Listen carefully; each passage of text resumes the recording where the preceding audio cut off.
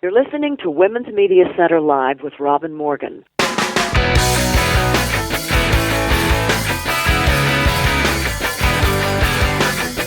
Welcome to Women's Media Center Live. I'm Robin Morgan.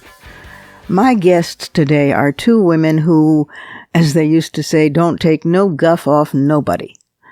One is running for Congress in Virginia, and she is a decades-long veteran of the Navy, working her way up to having been commander of an assault ship in command over 400 personnel. So she certainly ought to be able to handle a few hundred men in Congress. The other guest is a well-known, well-respected, and endangered, courageous journalist in the Philippines, who has fought the good fight for journalistic freedom and has been targeted by an authoritarian government in very dangerous and ominous fashion. And she's going to talk about how she's fighting that. And then there's Surrealism Corner and Fighting Words, and before any of that, you and I need to hold hands and jump inside the headlines.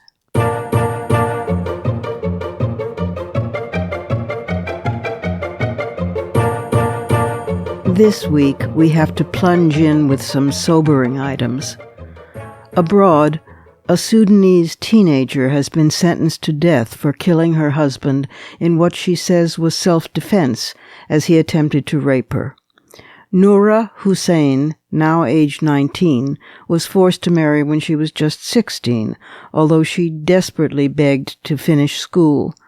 She fled, but her parents found her and brought her back and forced her to move in with the arranged husband last year. She tried to fight him off until 3 members of his family held her down so he could rape her. When he tried again to rape her the following morning, she grabbed a knife and fatally stabbed him in a scuffle. This was in May of 2017, and she's been in jail ever since. There are no laws about marital rape in Sudan. The SEMA Center, a Khartoum-based organization, and Amnesty International are working on the case. You can learn more at the hashtag Justice for Noura. It's Noura.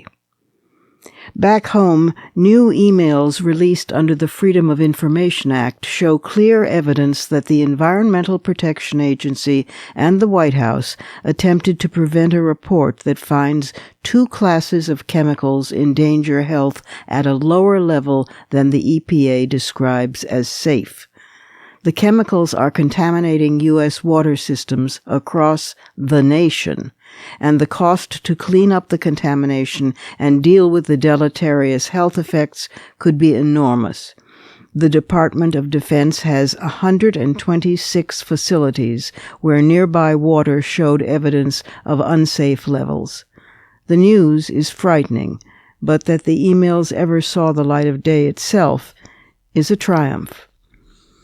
In fact, there are actually moments when it almost feels as if the turning around of our national nightmare has finally begun. For instance, both Democratic and Republican leaders of the Senate Select Committee on Intelligence announced that they agree with the U.S. intelligence community's assessment that Russia intervened in the 2016 presidential election to help Trump and hurt Hillary. This may seem like they're suddenly declaring the earth is round, but in our 2 current houses of representative government, it's a major breakthrough. For instance, the Office of Government Ethics on Wednesday said a payment made in 2016 by Trump's longtime fixer, Michael Cohen, to an adult film actress should have been included on Trump's financial disclosure form that was filed last year. His most recent disclosure form, a 92-page document released last Wednesday by the OGE, showed that Trump reimbursed Cohen in 2017 for his $130,000 payment to Stormy Daniels. The Office of Government Ethics actually, properly alerted the Justice Department about this finding, which qualifies as a criminal offense. For instance, a majority of residents support the right of same-sex couples to get married in 44 states. The exceptions are Alabama, Mississippi, Tennessee, West Virginia, Louisiana, and North Carolina. Only in Alabama, though, do a majority of residents oppose marriage equality. And that 44 states figure, well, it's up from 30 states in 2014. It's slow, but it's progress. For instance, a study from the National Center for Education Statistics found that among data collected from 2014 to 2016, 94% of public school teachers spent their own unreimbursed money on school supplies. The median total amount spent was $297, and the average was $479. Horrific that teachers have to. Heroic that they choose to. And the Women Candidates Tracker at Politico.com notes that 600 women are running or said they're running for the House, the Senate, or governor. 76 have lost their primaries, 444 are awaiting primaries, and 80 have advanced in primaries. In Pennsylvania, which currently has an all-male congressional delegation of 20, primary night last week brought victory to at least 7 Democratic women running for the House, and female candidates showed strength in nearly every region of Pennsylvania, from the suburbs to the conservative Southwest. The women won in districts that were court-ordered to be redrawn to replace a gerrymandered Republican map. Thank you to the state Supreme Court and the justice system. Women also made strong showings in Nebraska and in Idaho. Native American Paulette Jordan, who ran an unapologetically progressive campaign in a deep red state, won the Democratic Party nomination for governor. More primaries to come, more work to do, no taking anything for granted. But it does feel as if people are waking up, remembering who they are and where they are, in a republic with a democracy in the United States of America.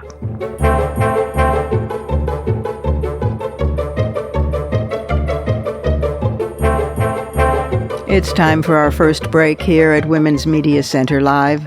I'm Robin Morgan, and I'll be back in just a moment with my first guest, who not only commanded assault ships and is running for Congress, but in between, in her spare time, she makes mermaids.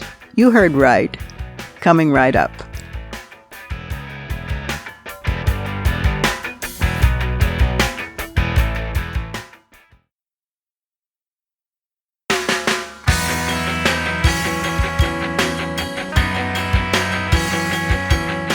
You're listening to Women's Media Center Live with Robin Morgan.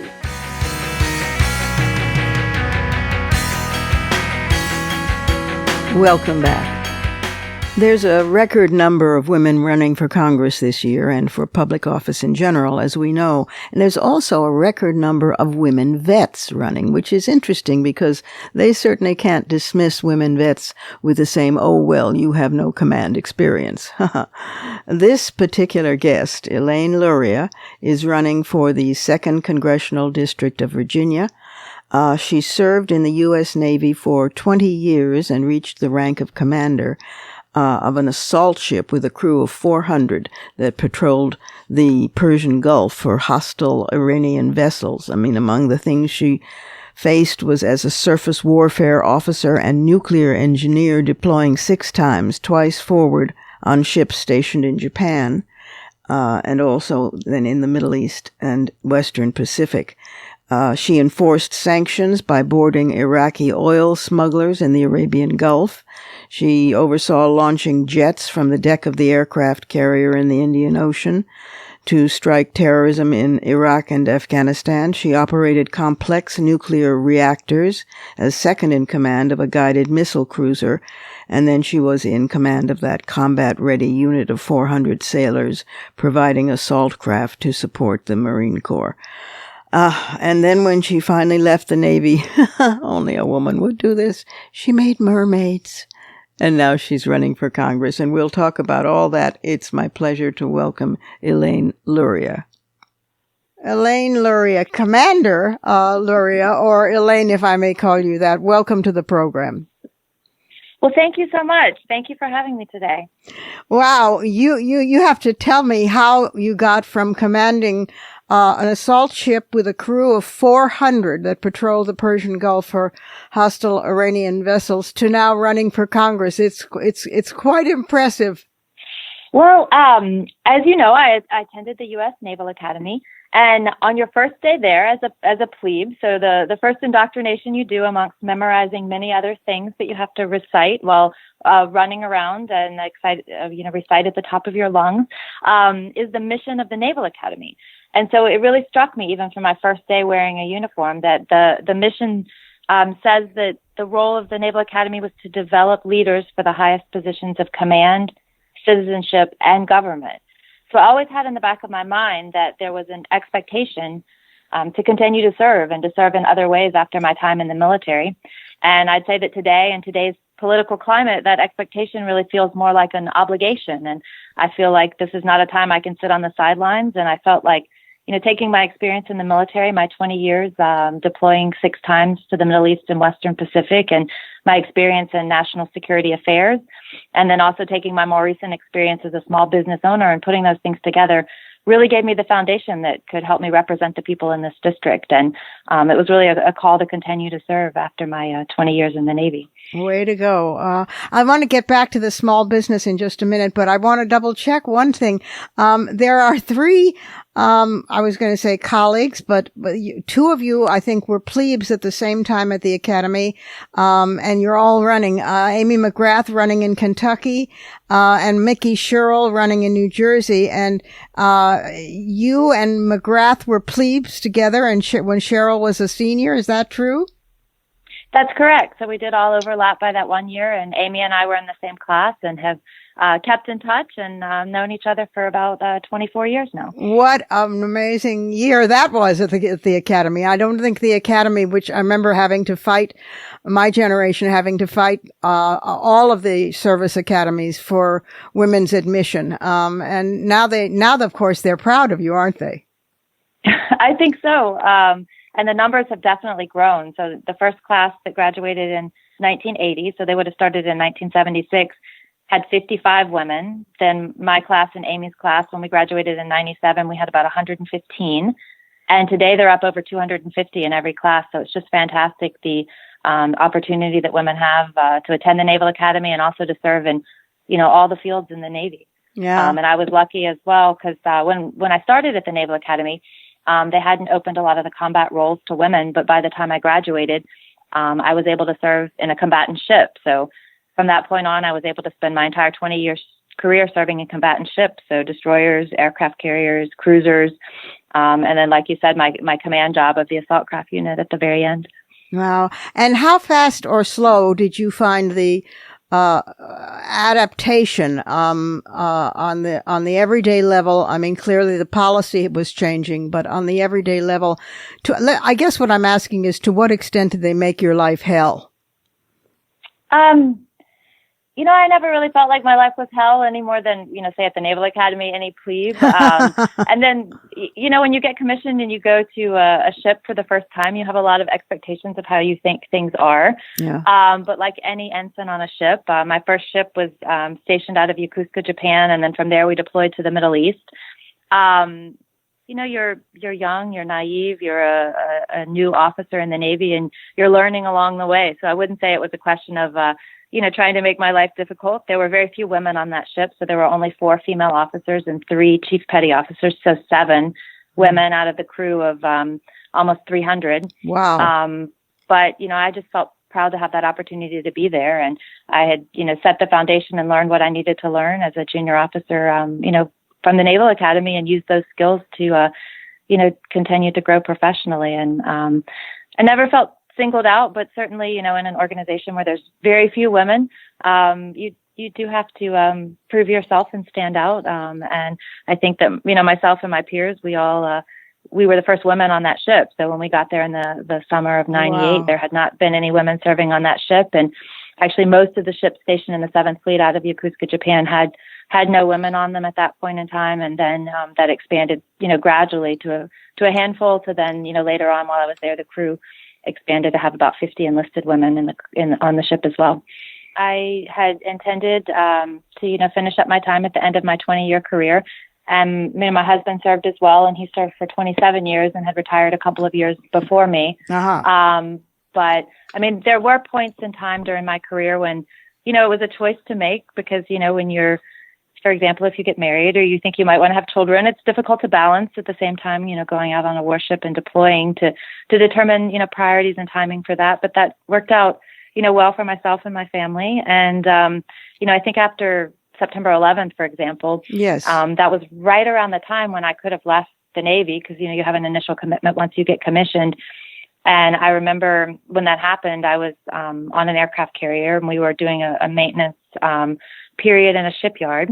And during that time, I would stand port and starboard, so 12 hours on, 12 hours off watch over the nuclear reactors on the aircraft carrier. And so I was, down in the central control station when, 9/11 happened, but I didn't see anything. I didn't hear anything. And I remember one younger sailor coming down, like quite frantic, like, you won't believe what happened. This is, this crisis is going on, but not quite understanding the scope of it until later that evening, when I was able to leave the propulsion plant and go see the images on TV to really understand and feel like how we all felt like we were under attack. And I think that was a turning point for me that I decided at that point, I had, in a folder in my desk in my stateroom had written my letter of resignation to leave the Navy, but, pretty much decided that was the time to tear that up. And, I needed to stay and I needed to continue to serve. So At that point, I served for another 15 years after that. Wow. Well, we certainly needed you, and now we need you in a different capacity. Talk about the small business, the Mermaid Factory. I love the name, that you started. Well, the name says it all. We make and sell mermaids. So around the city of Norfolk, which is in the district where I'm seeking to represent, the symbol of the city is a mermaid with her arms outstretched. And there's mermaid statues all around the city.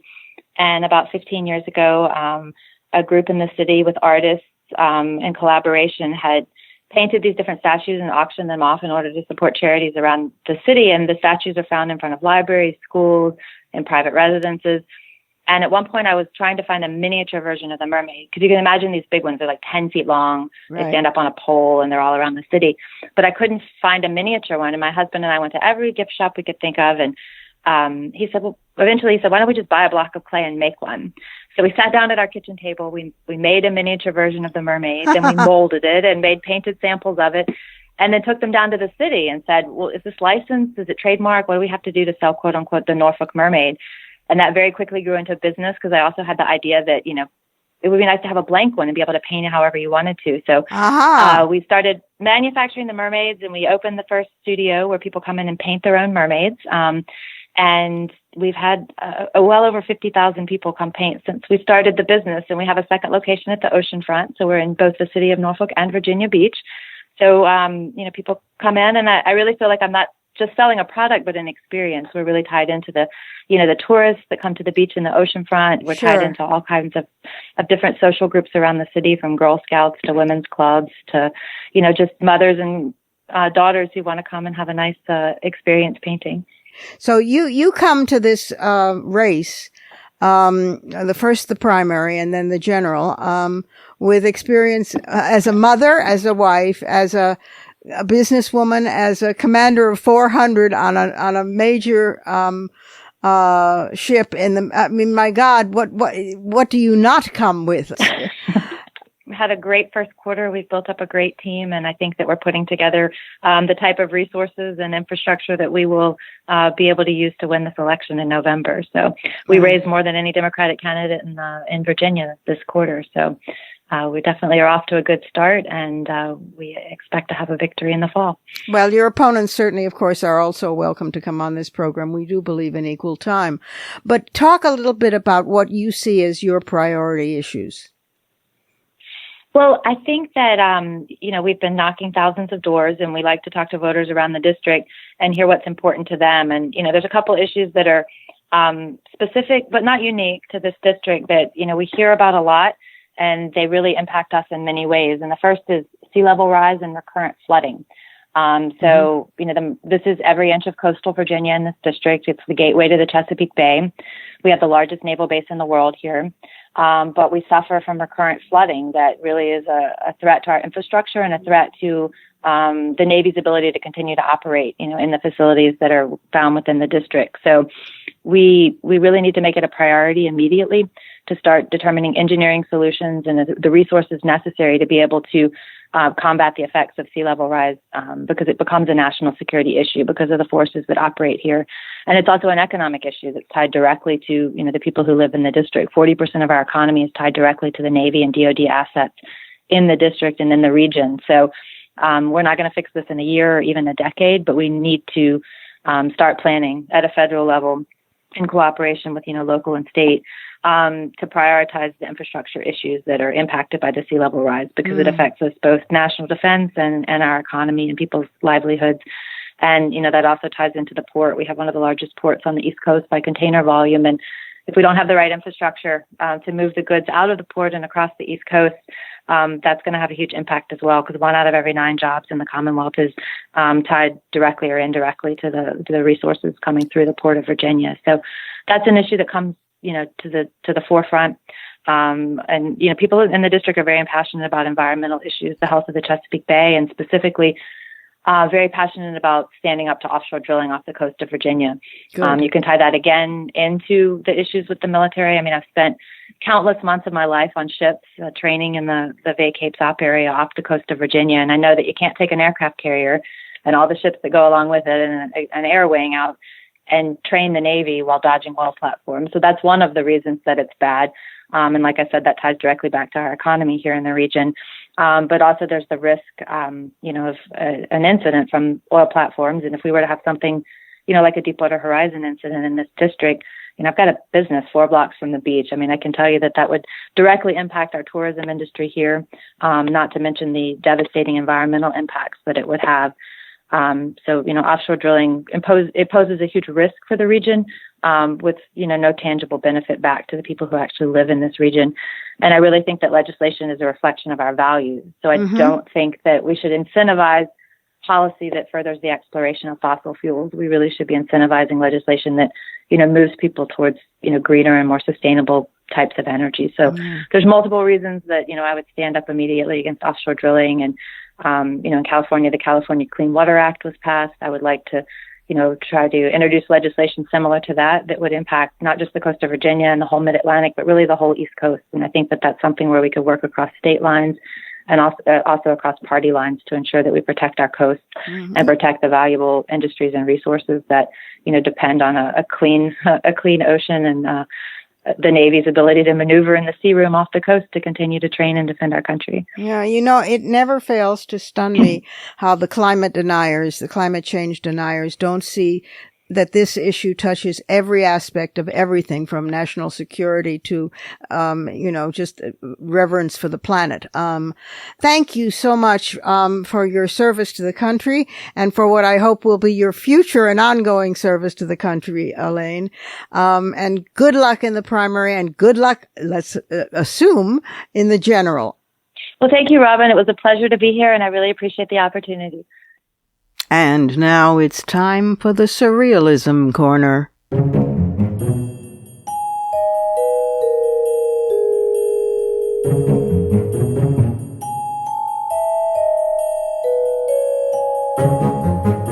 While Jared and Ivanka did their Hasidic Orthodox Jewish thing in representing the United States at the opening ceremony of the new American embassy in Jerusalem, the air was filled not only with tear gas and gunshot smoke drifting north from Gaza, where 52 Palestinians were killed and more than 1,200 wounded in a peaceful protest. The air was also filled right on the spot with twice-over irony and, yes, surrealism.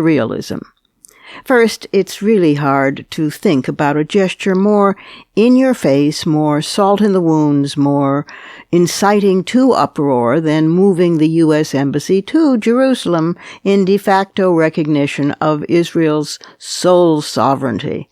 By doing so, the U.S. managed to, at least temporarily, crush all hopes for Jerusalem becoming what it should be, a shared international city. You know, one where feminists could protest against all three major patriarchal Abrahamic religions conveniently at once. Well, I take that back. Maybe the gesture is equaled in offensive inciting of disaster to holding, say, military exercises with South Korea, just as you're about to enter into negotiations with North Korea. Don't you just love that our foreign policy is so surreal it's now being crafted by the Red Queen in Alice's Wonderland? But back to the second irony at the embassy ceremony. Ivanka and Jared grinned while surrounded by Christian evangelicals notorious for preaching, yes, anti-Semitism. Robert Jeffers of the First Baptist Church in Dallas delivered the opening prayer, while the Reverend John C. Hagee, a televangelist who founded Christians United for Israel and who heads a San Antonio megachurch, gave the benediction. They, like many evangelicals, believe that American foreign policy should support Israel to help fulfill biblical prophecies about the end of the world and then the second coming of Christ, which they would really like to hurry up. Apparently, no one asked Israelis, and certainly not Palestinians, and, come to think of it, not the rest of us, whether we were ready for the end of days. Jeffers has made clear where he stands. Quote, Islam is a heresy from the pit of hell. Mormonism is a heresy from the pit of hell. You cannot be saved being a Jew. Not only do religions like Mormonism, Islam, Judaism, and Hinduism lead people away from the true God, they lead people to an eternity of separation from God. Close quote. Hagee, on the other hand, is the guy who announced that Hurricane Katrina, which killed more than 1,200 people, was God's punishment for New Orleans' sinful ways, especially in having held a gay pride parade. Hagee has said that the Bible made clear that Hitler and the Holocaust were part of God's plan to force Jews to return to Israel. Quote, God allowed the Holocaust to happen.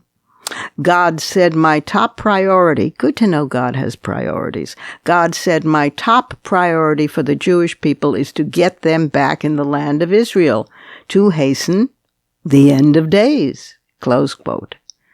Both men have spoken out forcefully against women's rights and against same-sex love. And you can't help but wonder where all the Jewish participants in the opening ceremony of the embassy, what they were thinking about these bookended prayers announcing their imminent salvation by becoming Christians, or else they're burning forever in eternal hell. Then again, if they didn't defend their own Judaism, it's no sacrifice and no surprise that they wouldn't defend anyone else's belief either. It's also getting a bit surreal to be nominated for prizes these days. We've followed in detail the meltdown of the Nobel Prize for Literature, in which the Swedish Academy fired the woman who blew the whistle on sexual assaults that had been taking place for years under their eyes. The Nobel Prize for Literature will not be awarded this year.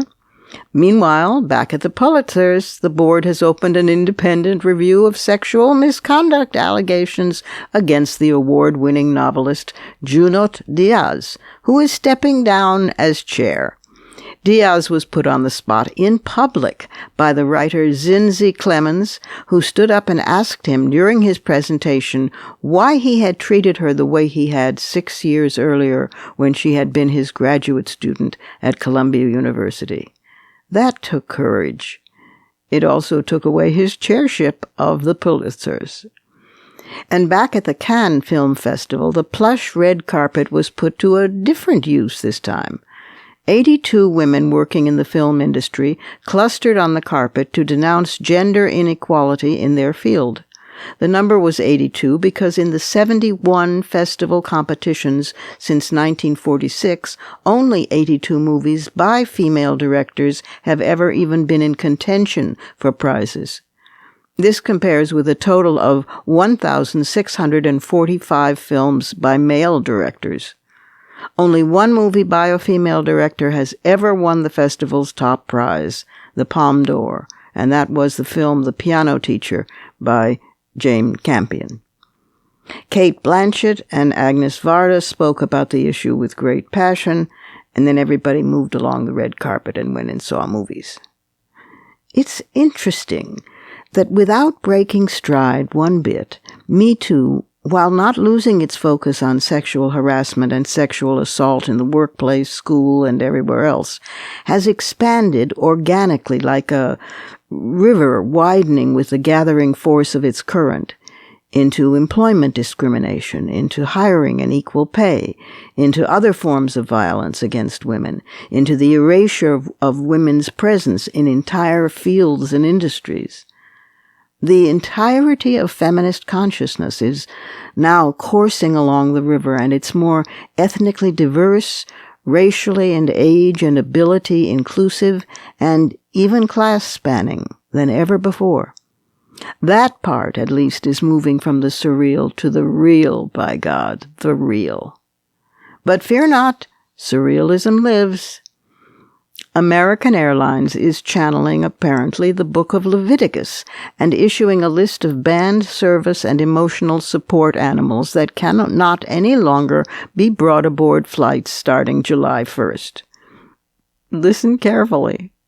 This list includes amphibians, ferrets, goats, hedgehogs, insects, reptiles, rodents, snakes, spiders, sugar gliders, WTF, poultry, waterfowl, birds of prey, all animals with tusks, horns, or hooves, with the exception of the miniature horse, and any animal that smells bad.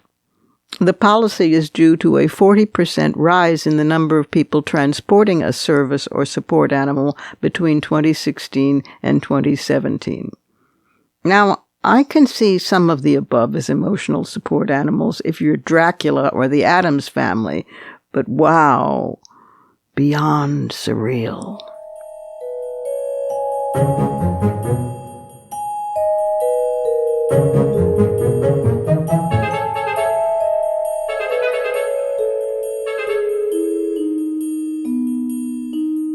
Time for another quick break here at Women's Media Center Live.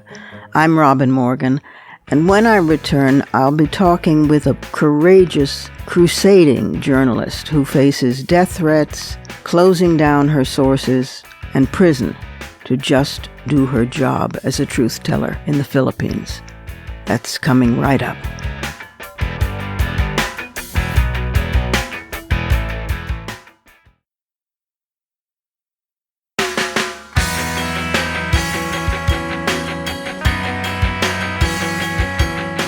You're listening to Women's Media Center Live with Robin Morgan.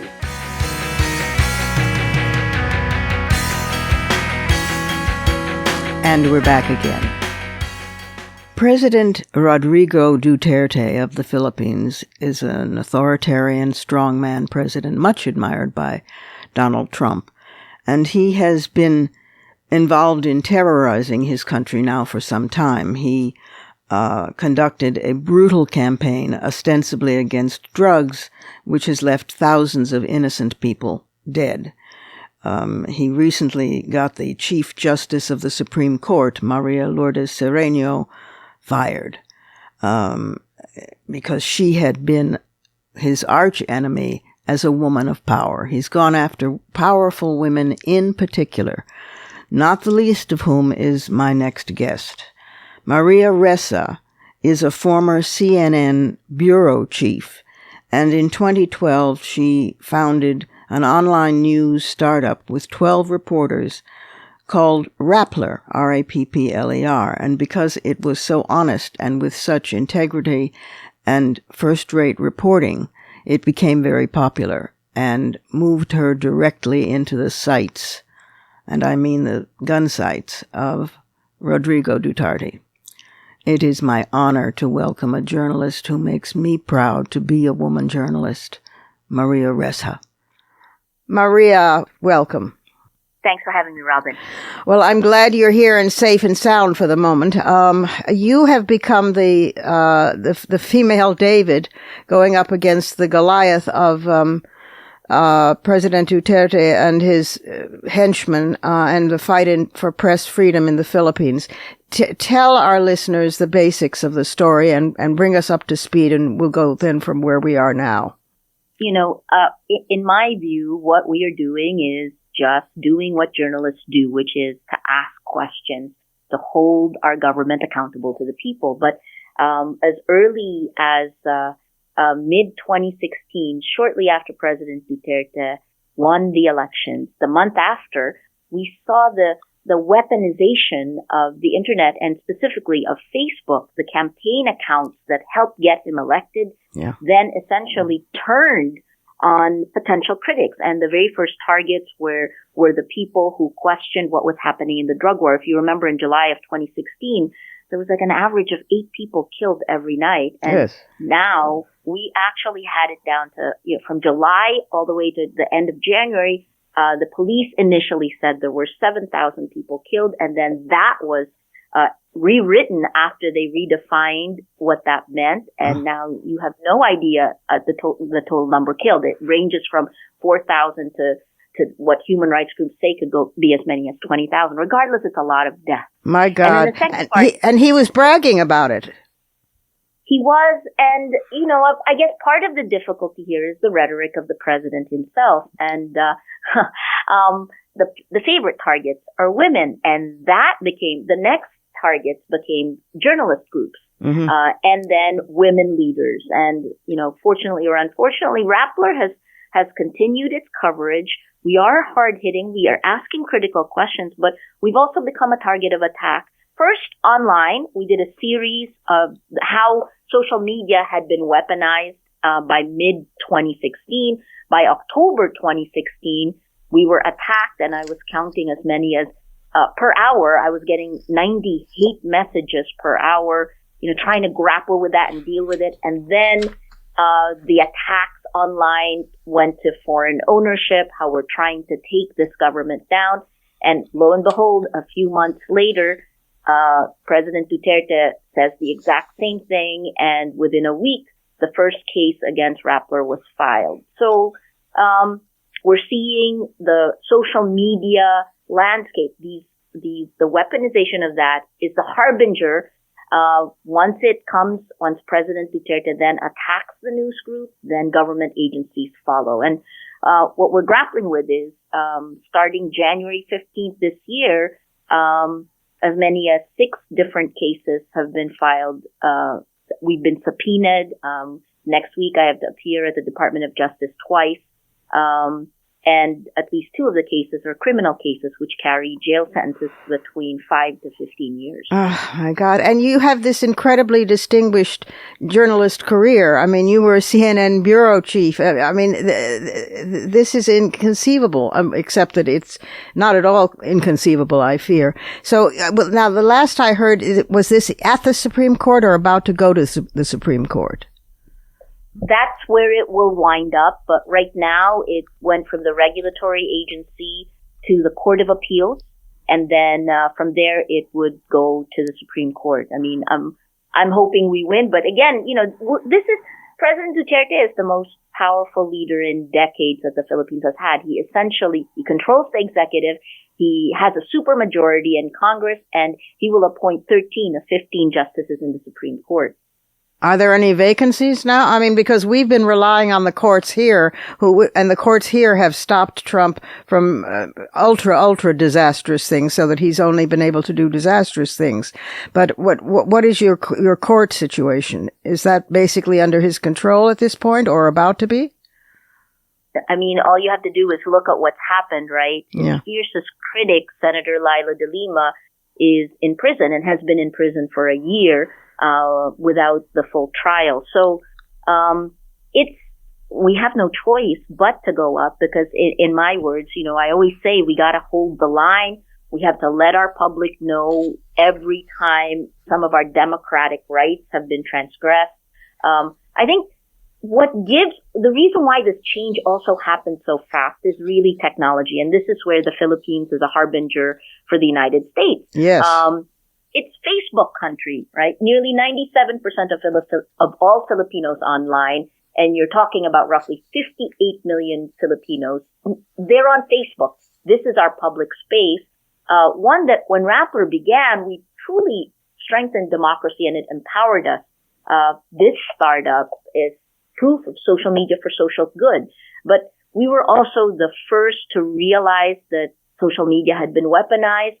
We published the stories, and that was when the attacks against us began. And, now I watch with horror, because it's not just the Philippines, right? We're seeing authoritarian leaders in many parts of the world using these cheap armies on social media. There's freedomhouse.org came out with a report that said in 65 countries they've studied around the world, 30 countries were using these social media to roll back democracy. And that is something Americans should look at, because in the end, Facebook, Twitter, the platforms, YouTube, these are American companies, right? And you don't want to export the rollback of democracy.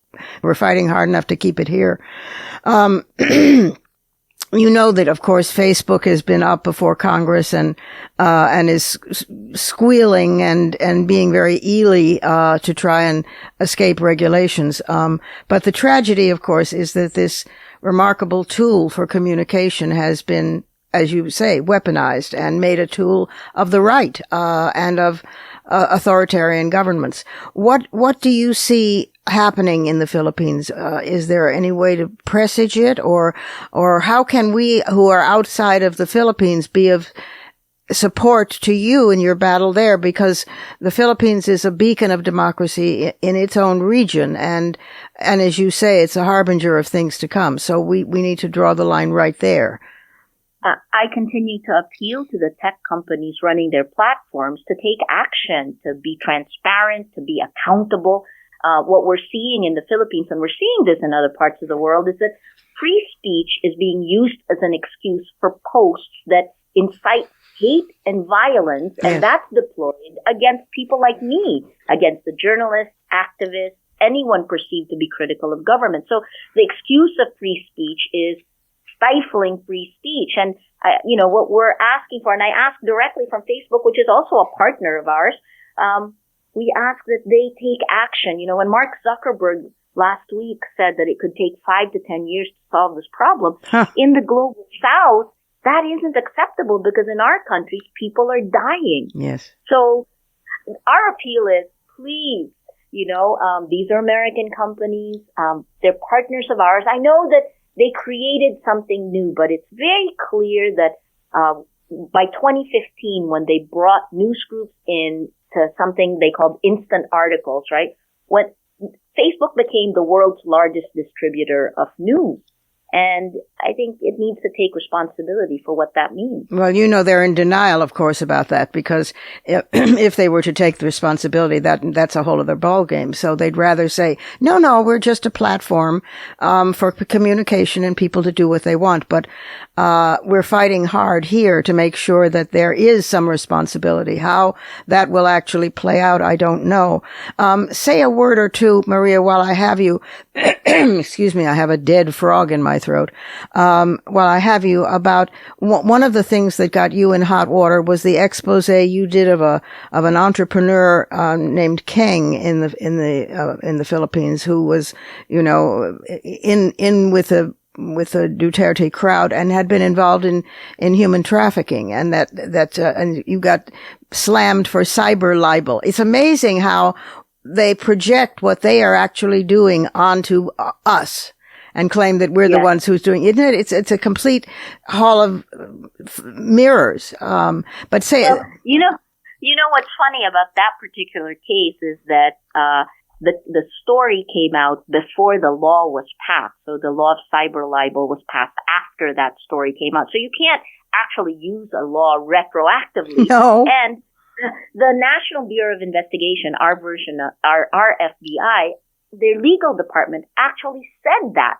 They attached that in the subpoena that they sent us. And yet, despite that, it was it was moved forward and given to the Department of Justice in a potential criminal case. We're in the middle of fighting that. I can't say much more than what's already been said because of rules of sub judice. But the cases we are fighting are political in nature. It is meant to silence our reporting. We are not against this administration, nor are we taking any position other than that of journalists.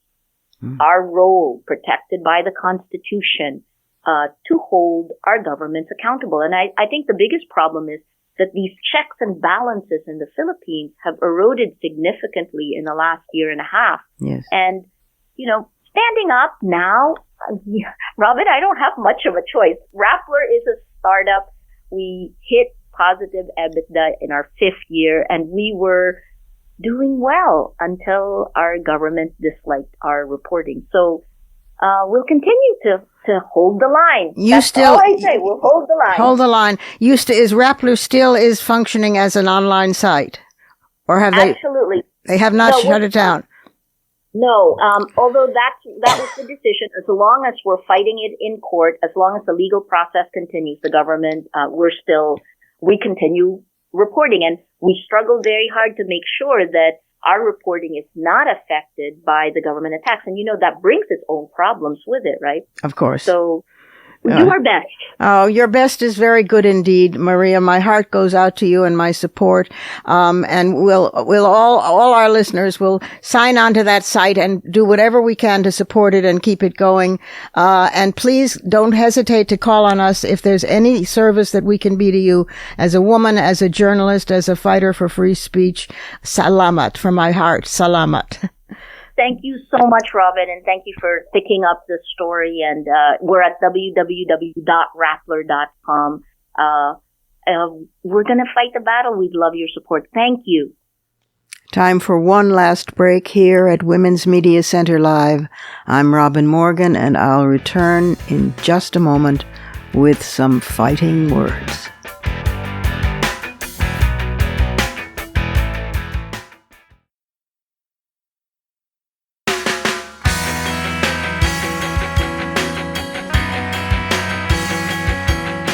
You're listening to Women's Media Center Live with Robin Morgan.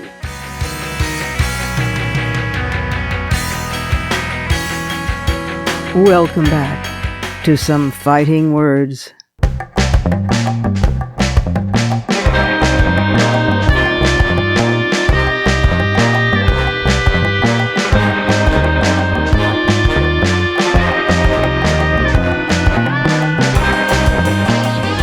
Since interviewing Maria Ressa for this episode, I've been haunted even more than usual by thoughts of my special sisters, women journalists. Me, I'm a journalist, yes, but I'm basically a writer all over the map. My foundational rock is poetry. But having fallen in love with the English language and decided I wanted to be a woman of letters when I was about 9, I'm someone who writes novels, plays, stories, essays, editorials, works of feminist theory, political analyses, polemics, and any other form of writing I can lay hands on, from lists to now blogs and these commentaries. So I don't know that I really qualify for the honorable title of journalist per se. Women like Maria Ressa, single-minded, focused on news, targeting the story and following it against all risks, checking and rechecking and editing and pairing and clarifying and finally publishing. To me, that's a journalist. Women like Maria who face death threats daily and have to fight prison sentences for simply doing their job, getting the truth out by whatever means, they're real journalists. They're newswomen. This is not to disparage or ignore newsmen.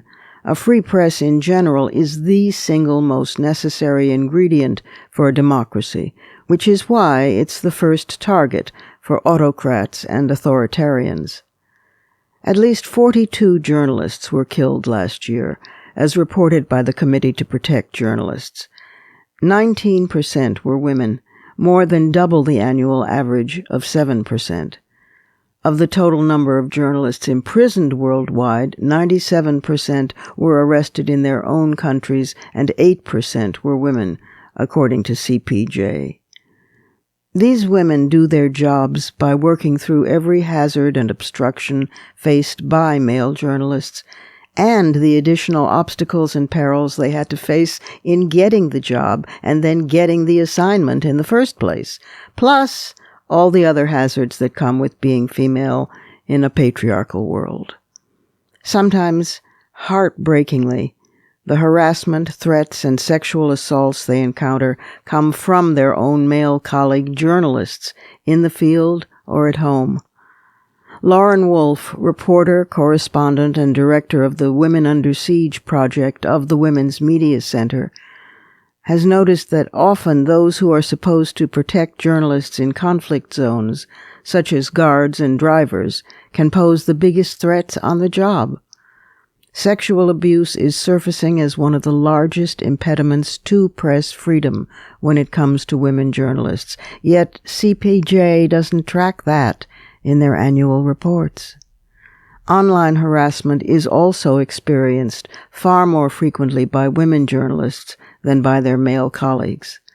That, of course, fits into the general pattern of online abuse of women, as documented by the Women's Media Center Speech Project, which is dedicated to expanding women's freedom of expression and curbing online harassment and abuse by offering information, tools, and resources. Ashley Judd, one of the earliest mothers of the Me Too movement, is chair of the WMC Speech Project, and journalist and author Soraya Chamali is the director. And now PEN, the international organization to defend writers and journalists, and PEN America, have recently done a survey of 230 writers and journalists targeted by online harassment. It has an effect. 2/3 report severe reactions to being trolled, including refraining from publishing their work, deleting social media accounts, and fears for personal safety. More than 1/3 reported avoiding certain topics in their writing. Writers were in the crosshairs for their viewpoints, but also based on their race, sex, religion, gender, and sexual orientation. In response, PEN America has assembled an online harassment field manual. You can get it at onlineharassmentfieldmanual.pen.org to equip and empower writers, journalists, and all those active online with tools and tactics to defend against hate speech and trolling.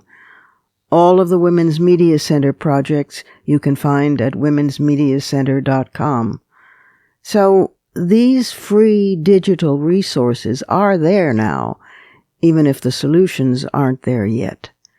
As a co-founder of the Women's Media Center, I'm so proud of the pioneering work the WMC has done on this front. I'm even prouder of the women who fight to become journalists and then fight to stay alive and get the real story out as journalists. So please, join me in developing the habit of noticing the name on the byline and give a silent nod of respect to what it took for her to report the story beneath it.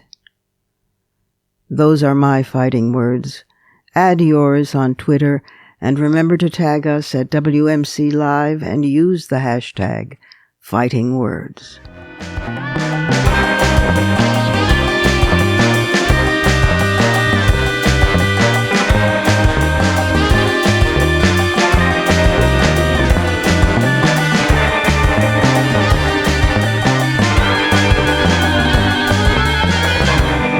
And that's it for today. This program is syndicated, but if you can't find the broadcast on a radio station in your area, you can always visit us at WMClive.com for the show, plus the archive of all our previous episodes. You can also stream, download, and subscribe to our show's podcast at iTunes, at Stitcher, and at Google Play. Be sure to find WMC Live on Facebook and Twitter, and you can check out my website and blog at robinmorgan.net and find me on Facebook and Twitter, too. My latest book, Dark Matter, New Poems, is available online and off wherever books are sold. Portions of this program were taped earlier. Opinions expressed here do not necessarily represent the WMC. Here's the family for Women's Media Center Live. Executive producer as well as founding and sustaining sponsor, Regina K. Scully. WMC president and co-executive producer of this program, Julie Burton. And I'm Robin Morgan, your producer and host. Thank you for being with us, and don't forget to join us next week right here on Women's Media Center Live. For the smartest talk about news, politics, sex, books, religion, race, and more, tune your radio to Women's Media Center Live with Robin Morgan. Audacious, witty, provocative, informative, and fun. It's Women's Media Center Live with Robin Morgan on WMCLive.com. Talk radio with a brain.